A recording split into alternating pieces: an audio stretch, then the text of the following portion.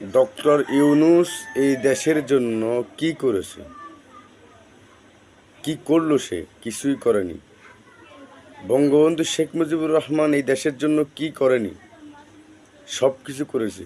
এই কথাগুলোর জন্য একটা যুবককে সেনাবাহিনী ধরেছে। আমার মনে হয় ঠিক আছে তোরা। স্বাধীনতা নেতৃত্ব দেয় নাই আজকে বঙ্গবন্ধু নিয়ে একদম বাজে বাজে কথা বলছে। আমি দাঁড়াও বললে মেরে ফেলেন, বললে কথা বলে বলবো।